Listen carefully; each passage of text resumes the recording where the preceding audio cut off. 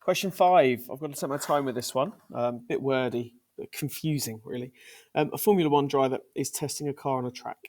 The time it would take to complete one lap driving at the UK national speed limit of 112 kilometers per hour is 2.12 times greater than the time it took the driver to complete his fastest lap. So work out the average speed for his fastest lap. So the distance is going to be the same, irrespective, and that's going to be speed multiplied by time.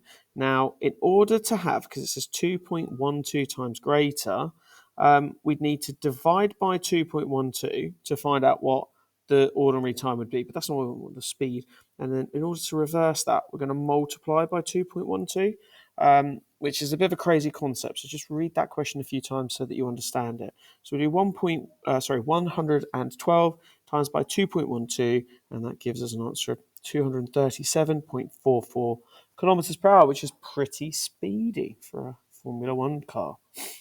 Okay, the graph below shows the speed of the car during its fastest lap. So you can see all that changing. And actually, if you were struggling with part A, you can see whether your answer falls within this. Because if you've got an answer that doesn't fall within that range, then you know that you've made a mistake and you have to go back again. Okay, using the graph and your answer to question 5A, work out the distance in kilometers travelled by the car on the fastest lap. So I'm going to use my answer from earlier, which is the average speed of 237.44. And then I'm going to multiply it by this value here. So just looking at this, we've gone just past that bit. So I'm going to say 96.5. Again, because we're reading it off the graph, we are going to have a bit of leeway. Now, I need it in the context of hours. So with that, if I divide it by 60, it gives me minutes. If I divide it by 60 again, that will give me hours, which means I'm in total dividing by 3,600.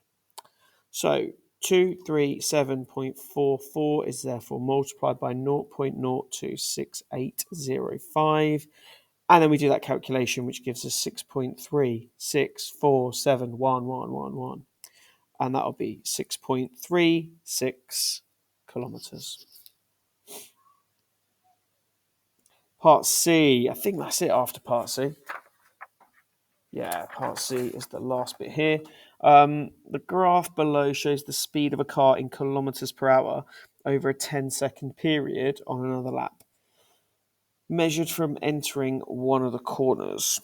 Estimate the acceleration of the car 8 seconds after entering the corner. So getting the ruler out, 8 seconds is just here. There we go. Oh, there we are. Lovely. Draw that in. That's actually a bit steeper than the one I drew on my actual test go of this. We now need to find two coordinates. There's one there. So that is 4 and 210. We'll say coordinate, look, it just has to cross that over the grid. I've got 6.2 and 250. Wonderful. And then I can work out the gradient by doing 250 take away 210 and 6.2 take away 4. So that's just your basic y2 minus y1 over x2 minus x1 formula, finding the difference between the x's and the difference between the y's. That gives me 40 over 2.2, and then 40 divided by 2.2 gives me 18.18.